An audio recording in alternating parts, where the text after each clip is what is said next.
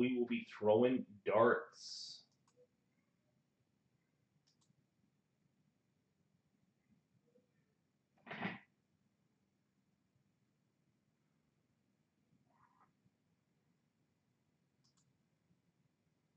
Come on, system.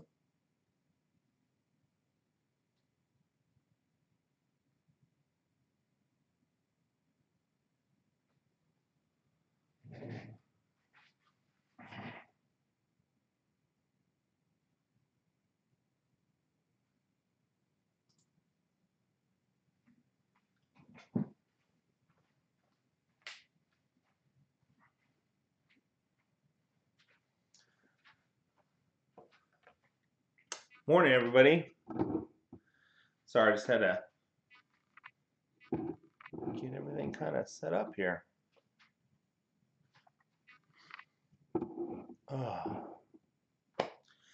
Hopefully you guys got your coffee in hand. I got some coffee right here in my nice darts mug. So I got some coffee and grab my darts, and we're gonna play. We're gonna practice little darts today, and have some fun. We're gonna talk about darts villains. So we're gonna talk a little bit about some of the villains of darts and those that could be considered villains of darts. I have a couple that I like, that I personally like, that I think of as kind of some villains of darts and some past villains, and maybe some surprise potential villains versus non-villains. And I just think, in general, that sports needs a villain, good and evil. I think that's kind of something that we all strive to look for, I guess, is the where the good guy beats up on the bad guy type of situation. With that said, it's funny how many good guys end up becoming villains. Happens quite often, I think.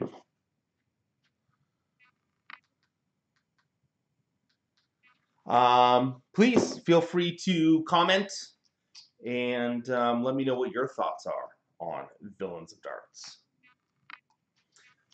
All right, let's throw a couple, and then I'll throw up my first villain that I want to talk about, and I don't think it'll be a big surprise. A little warm up here. Ooh, I've not thrown yet this morning.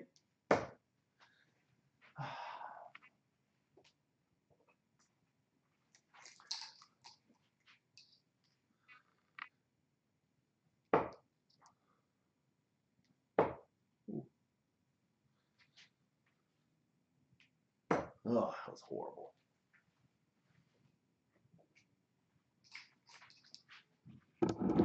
Still playing with some different camera angles here.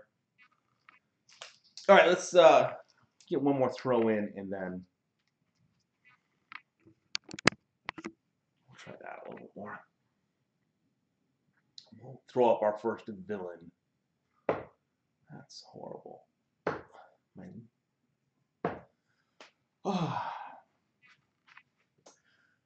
So I have a question though for you guys as we get started in this. Who's a villain of darts that you think of that most people may not assume to be a villain? Nope. Oh.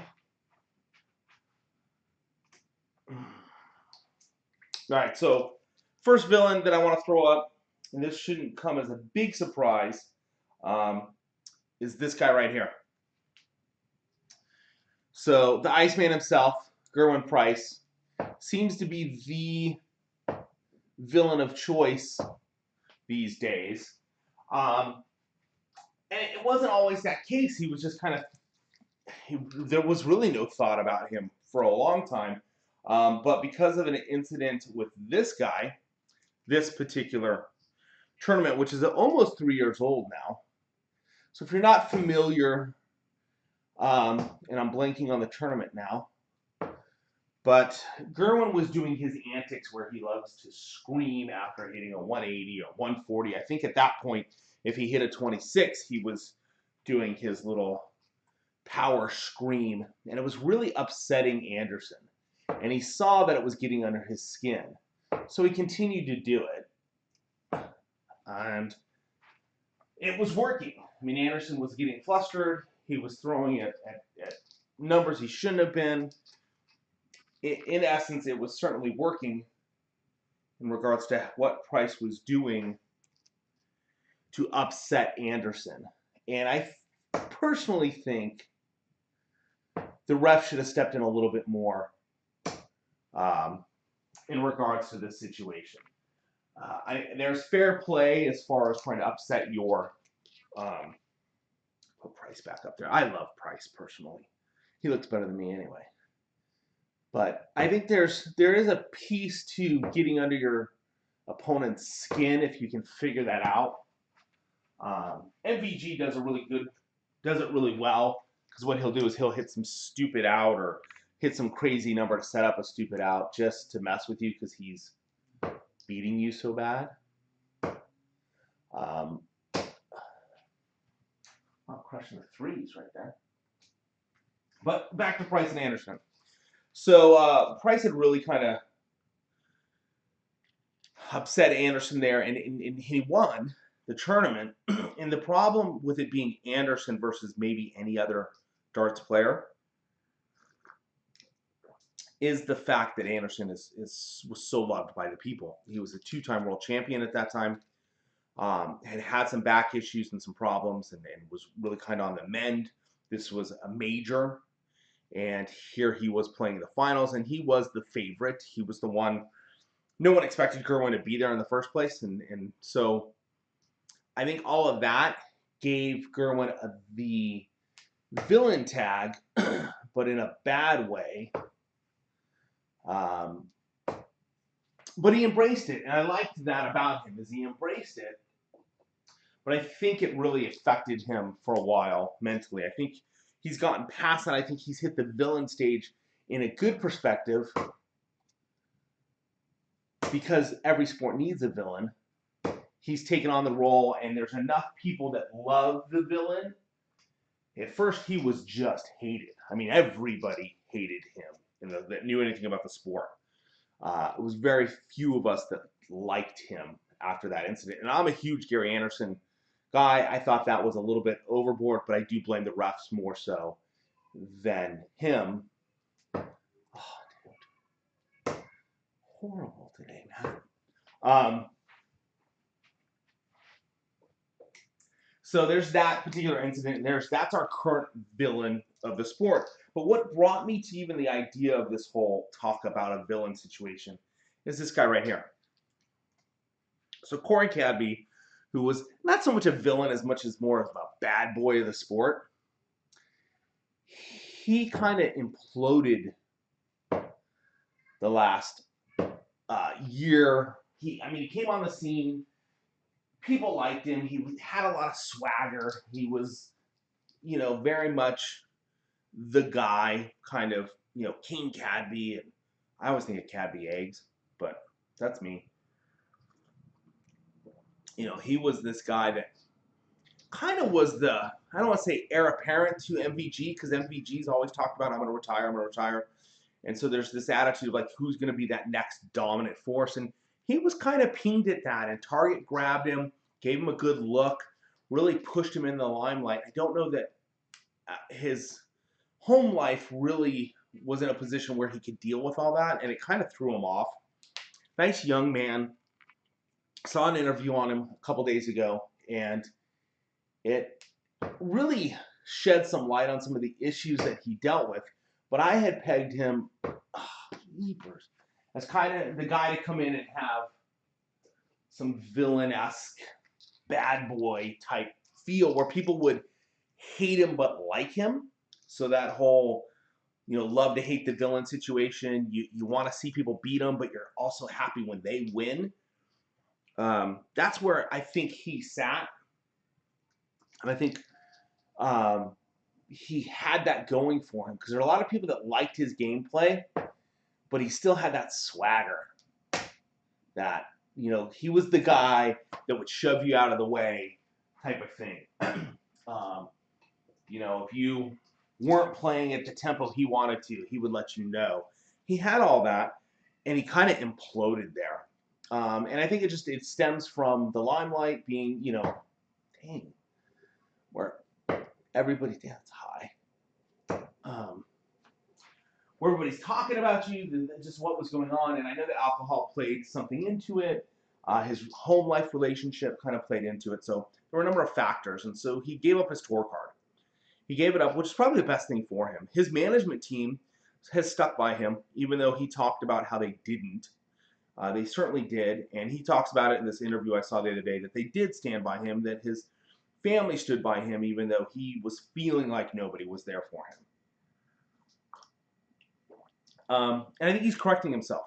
And I'm happy to see him come back, and I hope he gets his tour card back. He's a great darts player. He throws the arrows in a fun way there's just something there to it. And I'm really looking forward to him and Gerwin kind of getting their swagger on. And now that Gerwin's kind of won a couple more majors, and he's getting depth into tournaments, the people are starting to like him. There is the incident that happened at the World Championships, and if you're not familiar with that, I meant to grab a picture of it, but there's an incident, I don't remember which, was it semifinals, where he was playing Peter Wright, and they had jawed back in the green room backstage. They're friends, they're good friends, and they were kind of jawing at each other and kind of making comments, and I'm not going to let you do this, and all this other stuff. And then on stage, it continued, but it continued more with Gerwin. He was trying to have fun with it, and Price, of course, had turned into snakebite at that point. He wasn't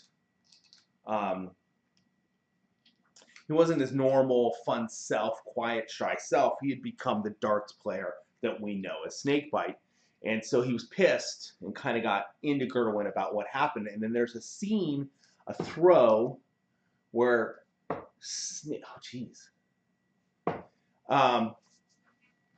Snake is coming off, he's pulling his darts out, and he's turning to walk off the Aki. And Gerwin is throwing it literally, you gotta go see this if you haven't seen it. The dart passes Snake's head, and his foot's still on the Aki. I'm not sure what the rules are in regards to that, but there's inches, and just that tension. And again, that put Gerwin in a bad light with a lot of people. That hit the internet super quick. I don't even think that match was over before everybody was talking about that incident.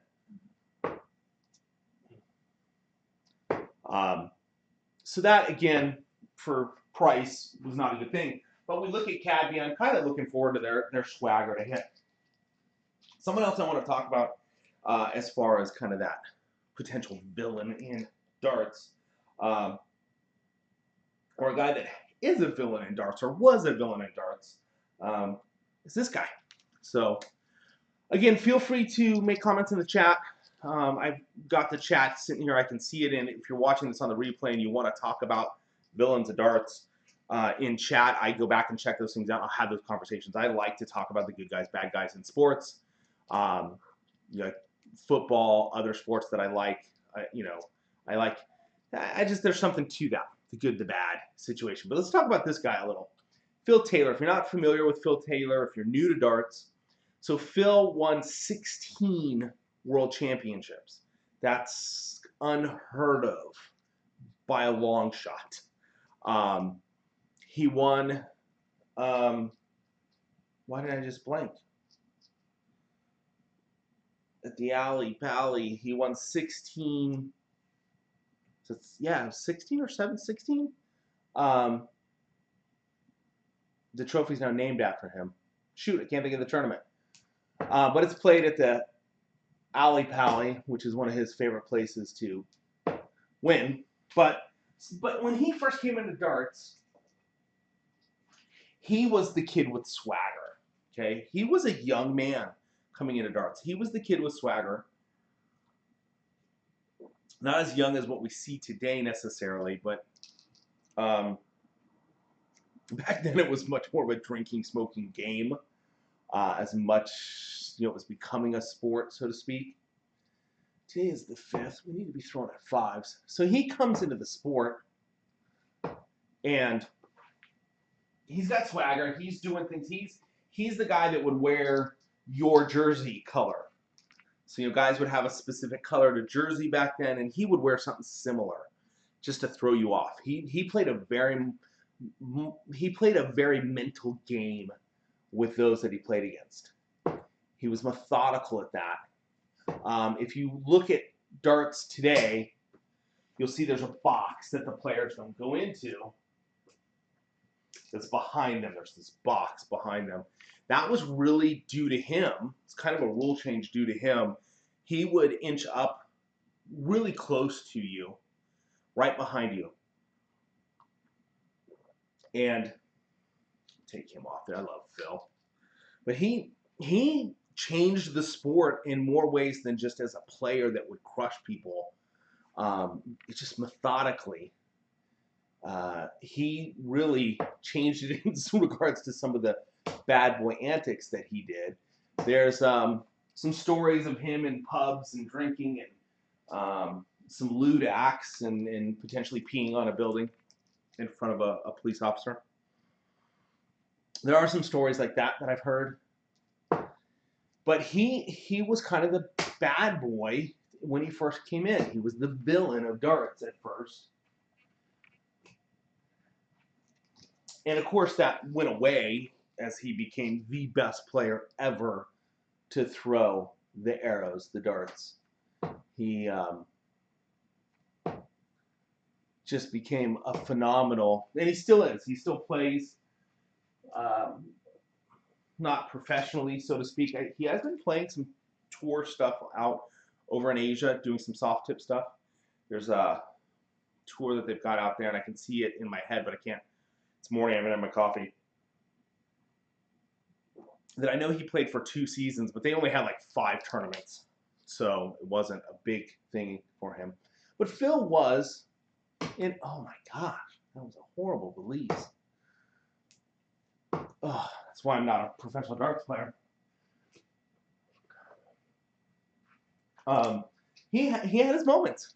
Phil had his moments, but I do want to talk about a couple other guys, and I'm hoping that we'll get some chat stuff, or at least down the road on the replays of this, we'll get some chat happening on some of the other villains of darts, or some of the bad boys of darts. And I may need to figure out how to make my chat show up in my videos. That could be my problem here. I can see chat on one screen, but I just pulled it up on YouTube as far as, and I don't see the chat, so that could be the problem. I thought I had a chat box in there. All right, I'll fix that. Let's talk real quick. So if you are chatting, I should still be able to see it, but maybe not. Let's talk about a couple other guys real quick. I want to talk about these 2 guys right here. So if you're familiar to darts and you go back a little ways, you'll know who these 2 guys are.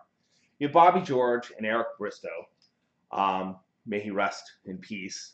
But here are some original bad boys as this sport decided to go to the telly, decided to become televised.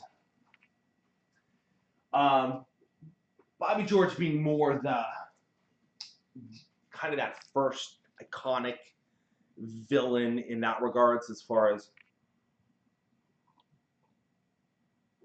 you know, when we started seeing darts on TV more, he had the swagger, the gold, you know, King Bobby, King George. He just had the swagger, but he played the villain well.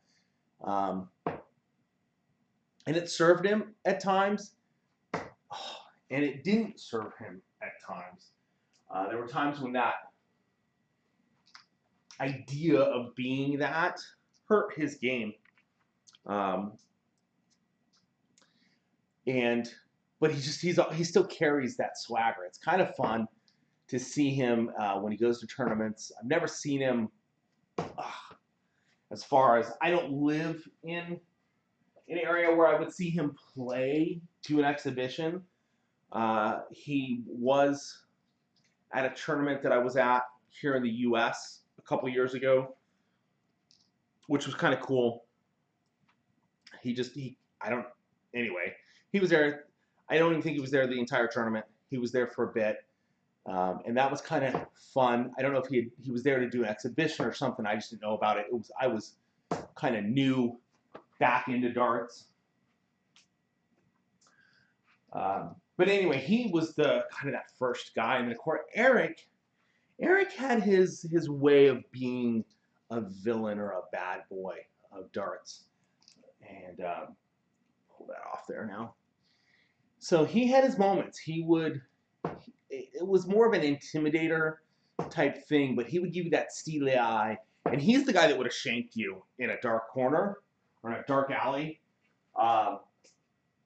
Certainly would have been. He would have been the guy that would have taken you to town. I think Bobby George would have been the guy cheering him on. But there definitely was something to it. With his swagger was just different. People don't understand. His swagger was certainly different. He was an intimidator with his swagger.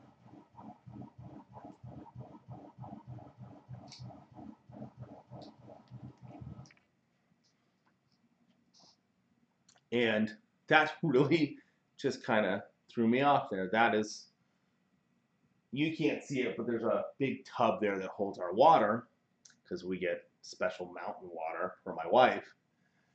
And that's her filling up something.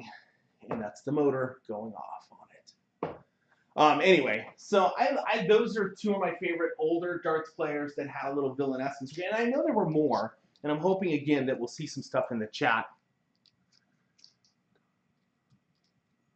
Yes, the Darts Maverick doc. I'm seeing some stuff come in. Yes, that is definitely a definite watch. I love some of that older darts with the cigarettes hanging out and guys swigging a beer and the dusty air. It was just that was a cool era of darts. I love what we see now, and I didn't get a picture up of this guy, another guy that I want to talk about that I thought would be a villain, but I love some of that older darts era. If you go back and watch some of those older videos, it's cool. That's one thing I love about YouTube is you can go back and watch some of those old matches and just the smoke-filled rooms. And it's not, they're pubs kind of, but it's just everybody was smoking and drinking, and the players had got their beers there, and it was a different era of darts. It was fun. Yeah, I just really love kind of going back to that and watching some of those. And I think that when I'm actually playing and I got my head into it, not like trying to talk and throw darts, when I'm really focused, I think I could have actually done okay. I don't think I ever would have won a tournament, but I think I could have. I don't know. It's one of those things. Everybody could have been a Navy SEAL. I think I could have played some professional darts back in the day. Ugh, that sucked. But let's talk about the guy, and I didn't get a picture of him, and I apologize, but a guy that I thought would make the perfect villain in today's darts. The guy I kind of looked at as being that, because let's go back like 4 years ago. There really wasn't a villain of darts. Phil was starting to retire. MVG was the one that was to take the crown, and he has. Of course, he's been the best player for a number of years, money-wise. But, I mean, we needed a villain, and I think people were looking at Peter Wright because of the snake bite persona to kind of take on some villain-esque piece of darts, but he's just such the people's guy. Everybody loves him. So there was this kid who'd been around for a while by the name of Michael Smith. And he has an attitude, especially when he's losing. You go back a year ago, he broke his wrist. During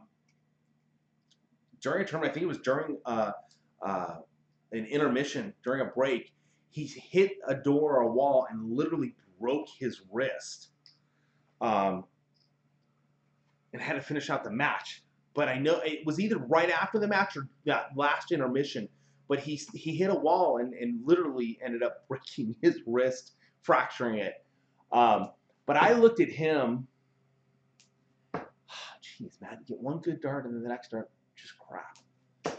I looked at him as being that kind of villain that everybody would love to hate and hate to love. But he's too much of a teddy bear. The guy is such a cool guy. he's a good family man, you know, still a young kid, but really into his family, just very emotional about sports or about darts. He definitely wears it on his sleeve more than most players. You can see when he's off. Kind of Gary Anderson does the same. You can tell when Gary Anderson's done. Um, and if you look at Barney the last 2-3 years, you could always tell when it was over for him. But Michael Smith wears that way open, and you can't be a villain and open and be that emotionally attached to things. You have to be super detached. My son happens to love Michael Smith, and well, whatever. Uh, sorry, that was the throw. My son loves Michael Smith, and I think Michael Smith is a blast to watch. He's truly emotional, and when he's on, dude is deadly with the darts. It's super fun to watch him. And you go back to 3 years ago, Premier League, where his first year he was really kind of just kill. I mean, just it was fun to watch. And then last year was tough to watch. He just wasn't there. But I think he had gotten a little too emotional about it. I'm about to get emotional here. So that was kind of fun. I like, you know, my son's really into him, so we've watched some stuff about him, and he's like a teddy bear. He's just like a big teddy bear, so he can't be the villain. So I'm hoping to see Cadby come back, see Corey show back up, and that's kind of what started this whole idea of this talking about the villains or the bad boys of darts.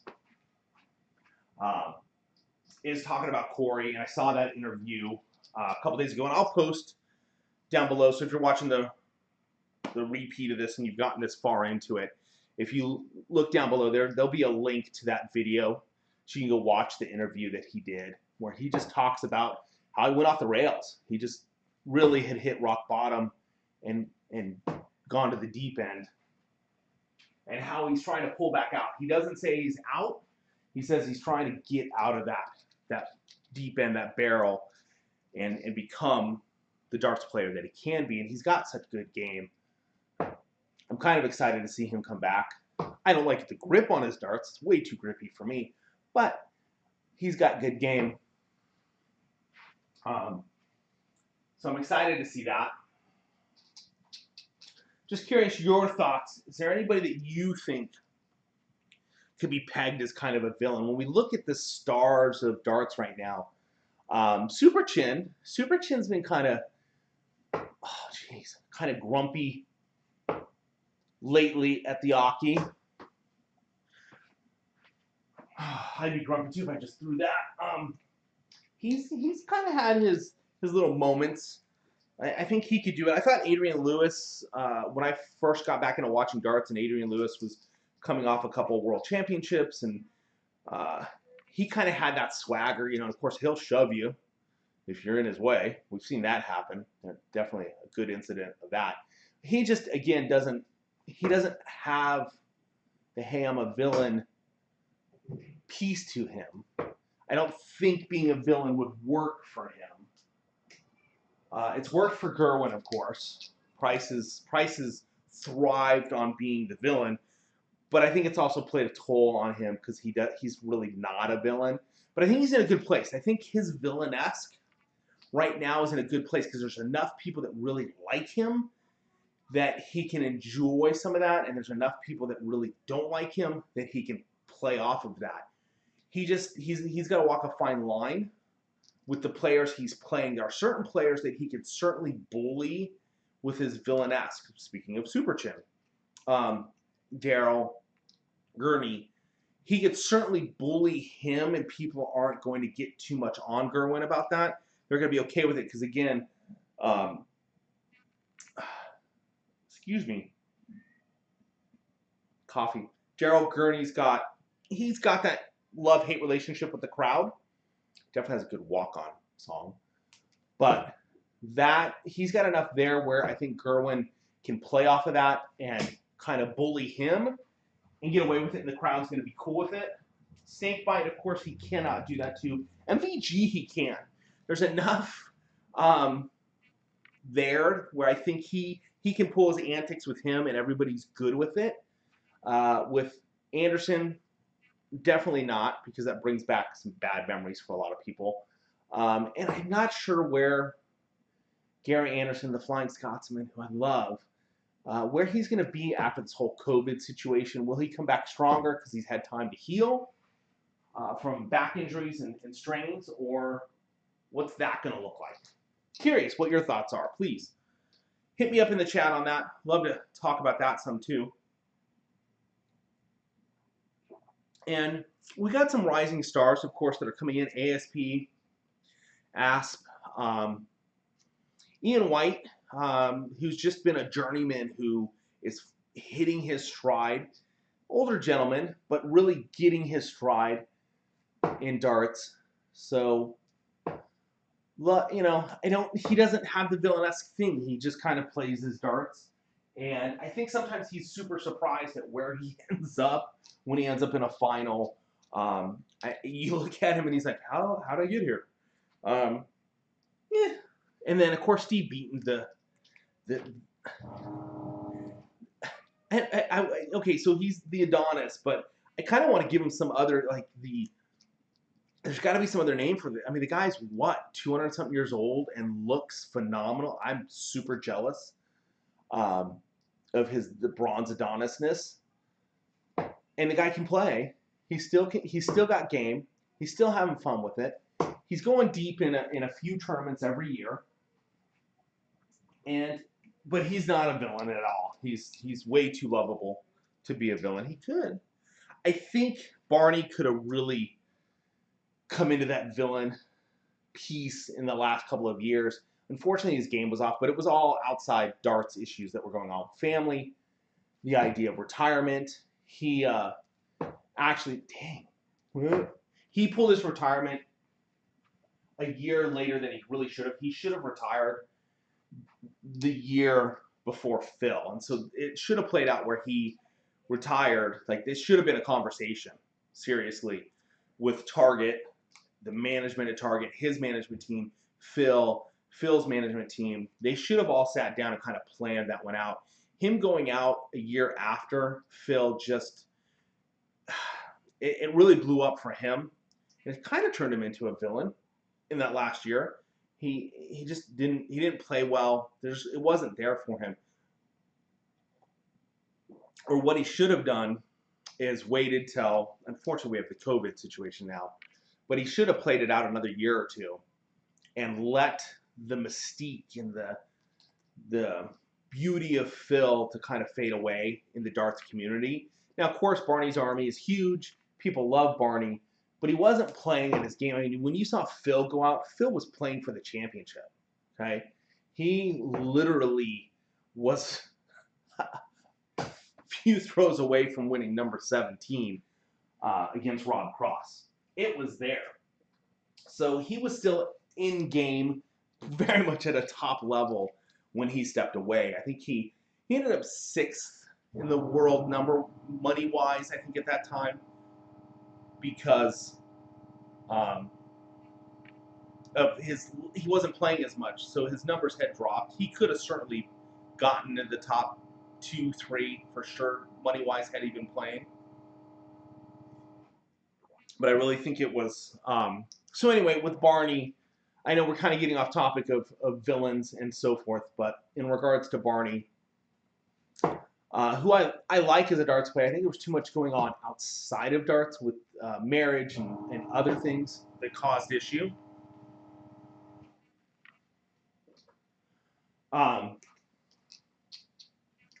So I think that was part of it.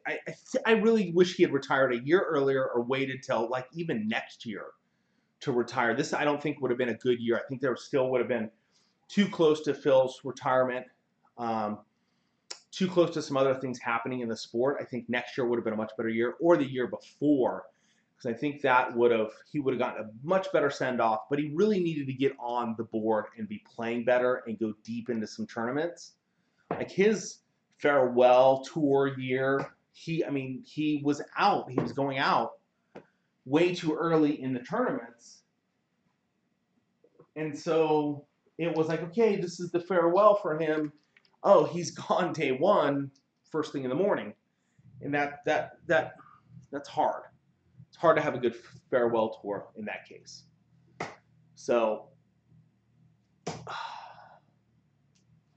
I'll take that. I did get all three. Nice, thank you. So anyway, that's this episode of Coffee and Darts, and where we did talk about villains of darts. And I'm curious what your comments are in regards to the villains of darts. James Wade. All right. Yes, James Wade did have some great villain moments, and I hope they'll come back because I love Wadey. There's something about his game. He's that. He doesn't hit the big scores. Sorry, I know I was ending it, and then a comment came in. I got to talk about Wade. For me, I don't. He has villain moments, but I don't see him as a villain. He's just that. I don't. It's kind of hard to place him in my mind as he's. I just love the guy because he's kind of the. He's the guy that really should never be there, and yet his game gets in there because he's not the heavy scorer like we see something like Michael Smith and some of these guys that we see coming in that can put up the 180s. Chizzy, when Chizzy's on, I think Chizzy could be a villain, but Chizzy has such ups and downs in his play. His consistency's off. I think if his consistency got there and he pulled on the villain mask, he would be a great villain because he can crush someone when he's on. The problem is he's on 5% of the time, 95% of the time. He's just it's there, but it's not there. But I think Wade, I just love the fact that he'll come in and he'll be throwing, 140s and not hitting 180s or big numbers, and yet he still dominates. That's fun for me. His averages will be in the 90s, low 90s, and he'll still be beating people like MVG. He'll have like a 120 something average for that match, and yet will lose. So I love Wade in that respect. And yeah, he's got villain-esque moments. I could see that. I just don't know that his personality is the villain, but I think that would be cool because I love Wade. Big fan of Wade. I love a lot of the darts players. They just all have these different personalities. There's a couple guys that I'm like, I'm not so sure of. I'll tell you, Mensur at first for me was, I just couldn't understand him. He just played darts. He didn't really have any personality. And over the last couple of years, he's grown on me. His personality, just kind of that gentle giant type aspect, has gotten good. I would have loved for him to be a villain. That would have been interesting. It would have been interesting to see how the crowd dealt with that. This guy coming in as he did, and I know in the last year or so, his game was there, but he wasn't hitting the stride like 2 years ago. So kind of interesting to see how we all come out of this COVID thing and how these guys come out. So, all right. What was this, Lisa? What's this? Sorry, I'm looking at Yes, Juan Decker. Yeah, his moment at the World Championship where he played Lisa Ashton. Yes, when we talk about villains and we get the men and the women darts together, it's tough because the guys are always villains whenever they're playing the ladies. Right now, I think as the ladies game progresses, that'll kind of disappear, and I think we could see some ladies come in as villains. I think that would be kind of cool. I think Lisa Ashton could totally own that and wear that, and she would be good with it. I think we talked about the villains of the women's game. Lisa could be in there. She just that, and it's more of an intimidation, a villain-esque thing. She just really comes in and she'll like shove you around. I would be afraid of her. I think she would shank me. Her and Eric Bristow, if you met them in a dark alley, just run and keep run. Don't ever stop. I mean, I think the two of them would, like, if they made a video game of like the darts gangsters, those two would rule the roost. But the ladies. We're going to talk about ladies darts in a future episode here. I love ladies darts. I love what Fallon has been able to accomplish, but I think I love what Lisa's been able to accomplish, and of course, once one does it, more do it. So I think it's really interesting.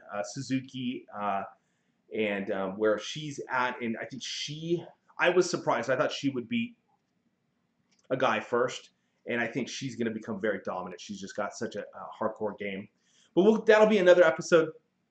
So guys, thanks for hanging out with me today. Today, I don't know, it's daytime. Yeah, it's daytime. Thanks for hanging out with me this morning on Coffee and Darts, and we'll be doing this throughout the week. I'm going to try and come up with some standardized days as to when we do this. But we're going to hang out. We're going to drink some coffee, and some days it might be other. If I do this at night, who knows what'll be in the cup? You know what I mean?